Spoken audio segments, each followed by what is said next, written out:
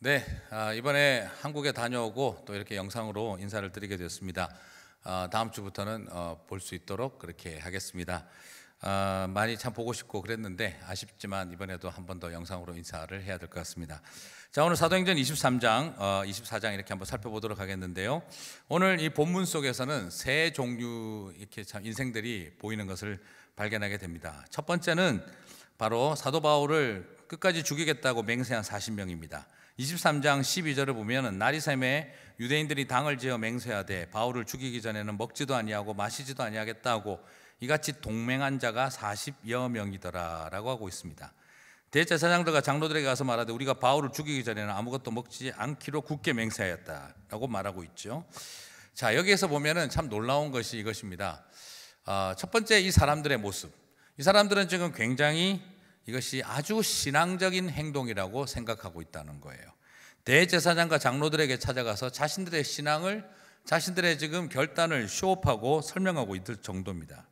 여러분, 참 놀라운 것은 건강한 신앙인이라고 생각하는 사람들이 이렇게 무서운 생각을 신앙의 이름으로, 하나님의 이름으로 할 수 있다라는 거죠. 여러분, 이것이 무슨 시정 잡배들도 아니고, 그리고 아주 지독한 세상 사람들, 로마인들이 이런 것도 아닙니다. 오늘 이것을 결단하는 사람들은 제사장들이 알고 장로들이 알고, 그리고 나름대로 이 모든 것을 참되고 아름다운 신앙이라고 굳게 믿고 있는 사람들이라는 것이죠. 사랑하는 우리 성도 여러분, 오늘 한번 생각했으면 하는 게, 우리 커피 브레이크 나오고 있는 우리 많은 형제 자매님들에게 오늘 이 부분을 가지고 좀 생각을 같이 나눴으면 좋겠습니다. 여러분, 우리가 신앙의 이름으로 이렇게 무자비한 결정을 할 수 있다는 것, 사람을 죽이는 일에 목숨 거는 일이 하나님의 이름으로 할 수 있다는 것, 우리는 이것을 발견할 수가 있습니다. 자, 이 세상에도 지금 보면 아이시스라든지 알카에다라든지, 그리고 또 여러 가지 자신의 신념과 이념에 따라 목숨을 거는 많은 사람들이 있습니다. 자, 여러분, 우리가 기독교인으로서 건강한 신앙인이 된다는 건, 더 훌륭한 신앙인, 그분들보다 더 훌륭한 신앙인, 뭐 이런 말 자체가 우습기도 한데요, 그것이 무엇을 말할까요? 우리가 자신들이 믿고 있는 그분들이 알라를 믿는 것보다 우리가 하나님을 더 강력하게 믿어서 그들처럼 자신들의 목적을 위해서, 신을 위해서 어떤 성전도, 그리고 거룩한 이름으로 전쟁을 벌여서 수많은 사람을 죽이는 일을 그렇게 부끄러워하지 않고 살아가는 것이 과연 더 좋은 신앙일까요? 자신의 신념을 위해서 사람의 가치를 쉽게 여기고, 우리의 신념과 목표를 이루기 위해서는 사람을 수단으로 삼는 일, 우리의 적대자들은 죽여도 되는 일, 이것이 과연 더 바른 신앙이라고 말할 수 있을까? 저는 질문이 생깁니다. 그래서 저는 오히려 거꾸로 우리 그리스도인들이 참된 신앙인이라고 한다면 저는 다른 관점에서 이야기를 하고 싶습니다. 참된 신앙인은 자신이 가진 신념과 자신의 신을 위해서 사람을, 목숨을 쉽게 여기는 사람들이 아니라 오히려 적대자들을 사랑 안에 포용해내고, 그리고 그리스도의 십자가의 사랑을 더 깊게 전하며 이웃들을 돌보는 일을 하는 일, 그게 바로 더 깊은 참된 사랑의 길이라고 저는 믿습니다. 오늘 첫 번째, 오늘 이 종교의 이름으로 일어나고 있는 무자비한 이 지독한 분노를 우리는 좀 한번 내 안에 존재하지 않는지 돌아보는 시간이 있었으면 좋겠습니다. 참된 신앙은요, 신을 위해서 생명을 던지겠다라고 말하는 게 아니라 오히려 하나님의 마음으로 모든 죽어가는 것을 사랑하고 용서하고, 그리고 그들을 위해 우리가 희생의 길을 걸어가는 것, 그게 바로 십자가의 길인 줄 믿습니다. 여러분, 십자가가 이념의 도구가 되게 해서는 안 됩니다. 어떤 우리의 목적을 정당화하기 위한 수단이 되어져서는 안 됩니다. 자, 그럼 두 번째의 모습을 보게 되면 이제 벨릭스라는 사람인데요, 이 벨릭스는 자신의 총독자리를 위해서 옳으냐 그르냐의 문제보다 나에게 유익하냐 손해가 되느냐는 관점에서 모든 것을 이해한 사람입니다. 참 어이가 없는 모습인데요, 지금 사도 바울이 이미 로마의 시민권을 가지고 있고 그는 합법적으로 대우를 받아야 합니다. 그리고 지금 유대인들의 이 고소 고발이 자신들의 율법에 의지한 것이기 때문에 로마의 법으로는 다룰 필요가 없는 내용입니다. 그건 자기들도 잘 알고 있습니다. 그런데도 불구하고 벨릭스는 지금 매우 정치적인 태도를 취하고 있습니다. 옳으냐 그르냐를 생각하지 않고 나에게 유익하냐 손해가 되느냐는 관점에서 한 사람을 억울한 옥살이를 시키고 계속되는 신문을 하고 있는 것을 발견하고 하게 되는 것이죠. 자, 여러분, 이게 왜 이런 현상이 생기게 되어졌냐 그러면, 그래도 명색에 식민지 총독이라고 한다면 최고 권력자 아닙니까? 그런데 이 사람이 왜 이렇게 되어지느냐?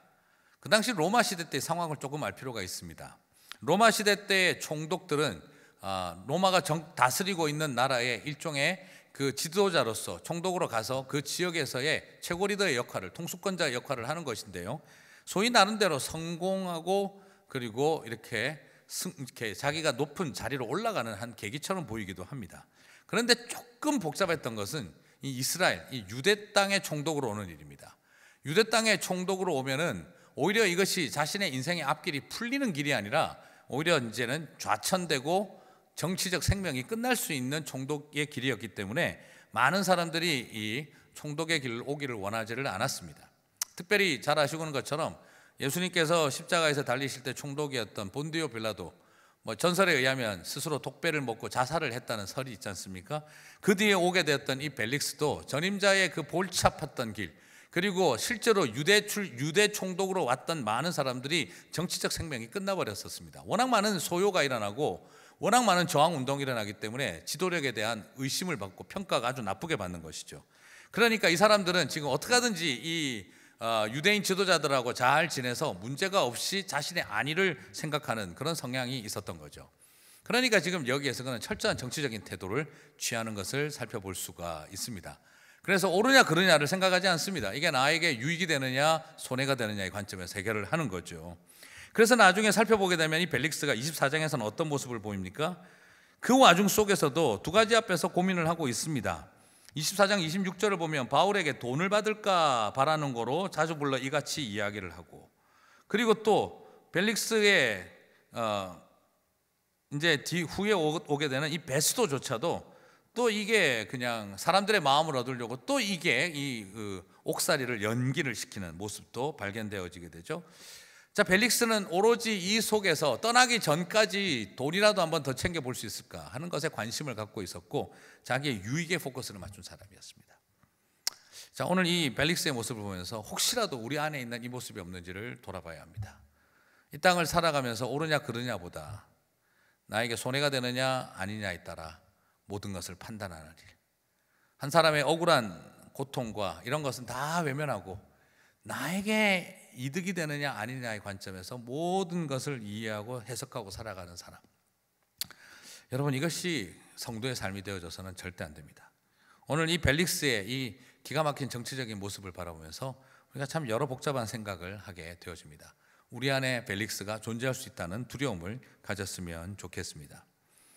자, 그러나 이 와중에서도 그래도 새로운 한 모습들이 있는데요, 그들은 바로 이 천부장과 백부장들이었습니다. 바울을 보호하는 일에 가장 앞장서서 법적으로 그 자신의 시민을 지키는 일에 최선을 다했던 사람, 그리고 40명의 그 죽이고자 하는 사람들의 첩보를 받고 바울을 떠나지 아니하고 그를 철저하게 보호해줬던 이 군인들이 있습니다. 자, 이들은 어떤 의미에서는 그냥 말 그대로 있는 그대로 자기에게 주어져 있는 임무를 다 잘한 사람이었는데요, 그러나 그들은 의도하든 의도하지 않던 하나님의 예수님의 계획을 잘 순종하고 따라갔던 사람들이 되어졌죠. 자, 오늘 저는 이 세 종류의 사람들을 한번 살펴보면서 과연 우리는 어떤 자리에서 무엇을 하고 있는가 하는 생각을 한번 해봤으면 좋겠습니다. 자, 그런데 오늘 여기서 중요한 것은 사도 바울입니다. 사도 바울은 굉장히 중요한 우리에게 도전을 보여주고 있는데요, 오늘 이 와중 같으면 사실은 사도 바울이 이런 상황이면은요 마음으로 심적으로 완전히 좌절할 상황입니다. 내 눈앞에는 이 벨릭스라고 하는 사람이 나에게 돈을 바라면서 설교를 시키고, 그러면서 사람들의 소요가 일어나서 자신의 인사고과가 나빠질까 봐 옳으냐 그르냐는 중요하게 여기지도 않으며 돈이나 요구하고 그리고 정치적인 장난이나 치고 있는 이런 벨릭스가 내 눈앞에 있고, 내 뒤에는 숨어서 뒤에서 바울을 죽이기 전까지는 40일 동안 먹지도 않겠다고 동맹하는 인간들이 내 뒤에 버티고 있습니다. 이 정도 같으면 앞과 뒤로 내 눈앞에 나를 심판하는 사람은 저 모양이고 내 뒤에 저 사람들은 날 죽이겠다고 들고 있고, 이런 자리에 있으면 인간적으로 절망합니다. 그런데 이 모든 것을 이겨낼 수가 있었습니다. 이유가 무엇입니까? 바로 오늘 23장 11절에서 나오는 그날 밤에 주께서 바울 곁에 서서 이르시되, 바울은 그때 무엇을 봤습니까? 내 눈앞에 있는 벨릭스와 내 뒤에 있는 40명의 동맹 살인자들이 아니라 나와 함께하고 계시는 한 분 예수님을 바라봤다는 것이죠. 오늘 사도 바울이 이 모든 것을 이길 수 있었던 것은 내 눈앞에 보이는 권력자와 내 뒤에 있는 암살자들이 아니라 나와 함께하고 계시는 예수님이셨다는 것이죠. 오늘 저는 여러분에게 그 도전을 드리고 싶습니다. 사도 바울이 대단하고 훌륭해서라기보다 우리가 안 되는 이유는 내 앞에 있는 그 권력자의 돈을 원하고 정치적인 장난을 치는 권력자와 우리 뒤에 숨어 있는 이 암살자들에게 마음을 빼앗기는 순간 하나님이 함께하고 계신다는 걸 보지 못합니다. 근데 오늘 저와 여러분이 나와 함께 서 계시는 예수님을 보게 되시기를 주님의 이름으로 축복합니다. 내 앞에 있는 벨릭스, 내 뒤에 있는 암살단이 아니라 나와 함께하고 있는 예수님을 바라보시는 저와 여러분이 되시기를 바랍니다. 그리고 오늘 이 바울이 이 모든 것을 이겨나갈 수 있었던 중요한 이유는 내 눈앞에서 나에게 돈을 요구하며 설교를 시키는 그 사람, 그리고 사람들 사이에서 정치적인 흥정을 하며 자신에게 이로운 방향으로 하려고 하는 이 가만히 솔로 넘치고 있는 바로 이 벨릭스의 말을 듣는 것보다, 그리고 내 뒤에서 저것들을 반드시 죽이고야 말겠다라고, 바울을 죽이고야 말겠다라고 말하는 분노에 찬 사람들의 그들의 어떤 말을 듣는 것이 아니라, 담대하라, 내가 예루살렘에서 나의 일을 증언한 것 같이 로마에서도 증언하여야 하리라 했던 바로 예수님의 음성을 듣는 일이었습니다. 오늘 담대하라, 그리고 로마에서도 증언하여야 하리라, 이 말은 무슨 말입니까? 너는 절대 여기에서 죽거나 다치지 않는다는 거죠. 하나님의 약속이 보장되어져 있습니다. 그래서 나를 죽이겠다고 결심한 40명보다 나를 살리고 보존하겠다고 하신 약속의 말씀을 붙들었다는 것이죠.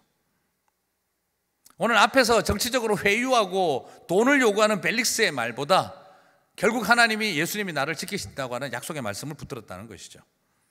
오늘 저와 여러분이 오늘 이 바울에게서 발견되는 이 두 가지 아름다운 모습을 정리했으면 좋겠습니다.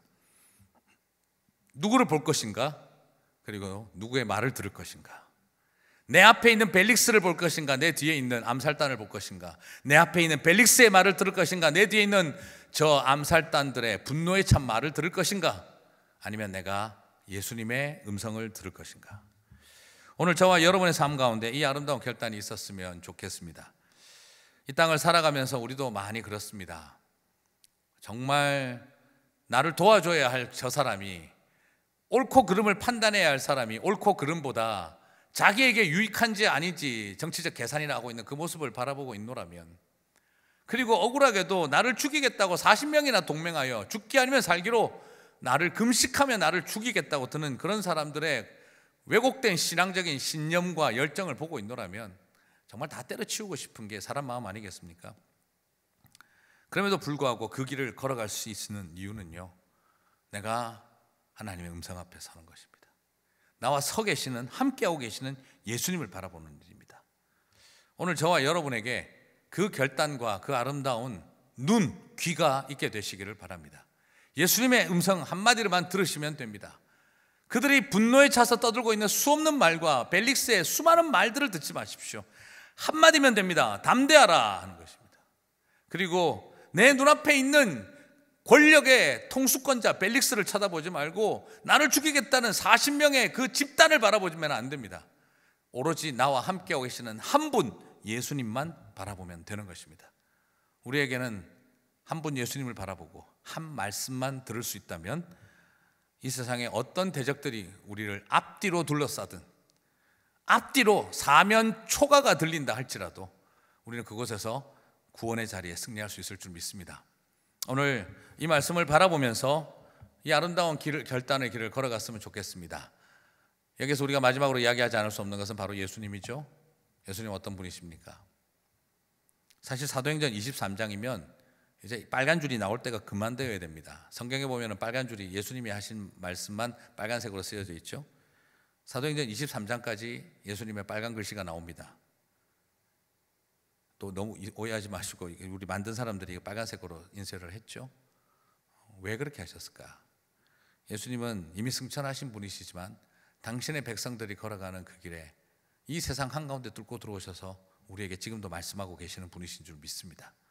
여러분, 주님을 만나시기를 바랍니다. 주님의 음성을 듣게 되시기를 바랍니다. 내가 뭘 할 수 있는 게 아닙니다. 오늘 여전히 이런 자리에서도 나를 찾아오시는 주님, 이런 자리에서도 당신의 계획을 들려주시는 주님, 오늘 그 주님과의 만남 있으시게 되기를 바랍니다.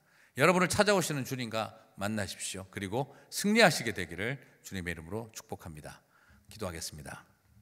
하나님, 오늘 말씀을 우리가 살펴보았습니다. 이런 다양한 종류의 인생들 앞에 혹시 내 모습이 있지 않는지 돌아보게 하여 주옵소서. 오늘 우리는 사도 바울과 예수님을 생각해 보았습니다.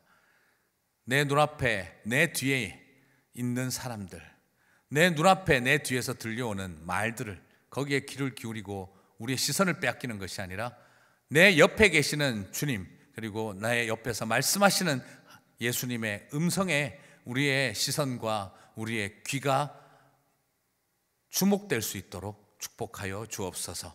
오늘도 이런 자리에서도 끊임없이 우리를 찾아오시는 주님을 만났습니다. 소망은 우리를 찾아오시고 말씀해 주시는 예수님에게 있는 줄 믿습니다. 그 소망을 붙들고 승리하는 우리 모든 형제 자매님들 될 수 있도록 축복하여 주옵소서. 예수님 이름으로 기도드립니다. 아멘.